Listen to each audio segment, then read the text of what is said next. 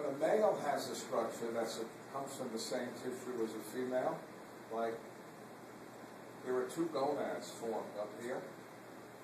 If you do nothing, they're going to become ovaries. If you hit them with a certain hormone, they'll become testes. So we say ovaries and testes are homologous, meaning they what? Came from the same tissue. The clitoris and the penis are what? Homologous. Okay? So for years they said, well, the one homologous structure women don't have a prostate. Okay? And lo and behold, you know, and it really says a lot about this country. People would go to med school, they'd cut up hearts, they'd cut up kidneys, they would look at every part of the cadaver. And they would not look much at the genitals. It was like, oh, that's big. I mean, the word for female only of the outside genitals is pudendum. It's still in the book, pudendum. You know what pudendum means in Latin? Thing of shame. Don't you think it's time that they replace it? Can you believe that? Pudendum, thing of shame. Okay, anyway, so finally, in the 50s, this is later already, there's a doctor who now says, I'm going to start cutting up female genitalia and look for things.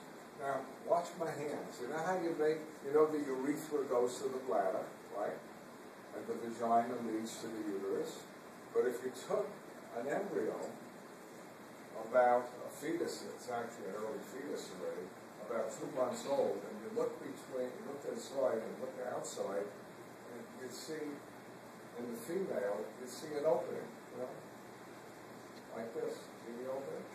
It's going into the little fetus. And wait till you see what this does. In the next week or two, look what this tube is going to do. It's going to split. There are going to be 2 tubes. The upper one's going to be the urethra, and the lower one's going to be the vagina. All right? Interesting. What did they find? Between the urethra and the vagina, in green, that's all, forget the rest of the stuff, they found a gland. It's called Skene's glands, S-K-E-N-E-S. And it turns out it's the equivalent of the male prostate. And in some women, 15%,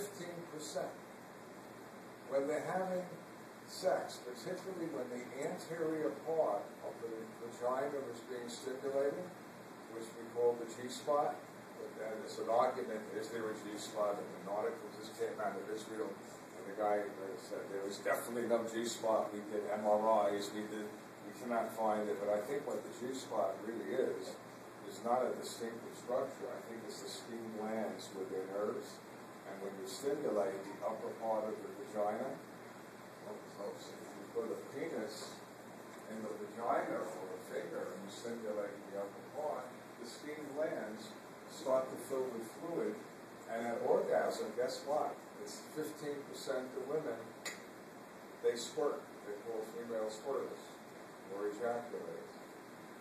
And when you check the fluid, guess what? How do we know that this is equivalent to the male prostate? There's an enzyme in there called alkaline phosphatase that we knew is only made in semen from the male prostate. You can find it now in the female ejaculate. Isn't that cool? That's just a side of the story.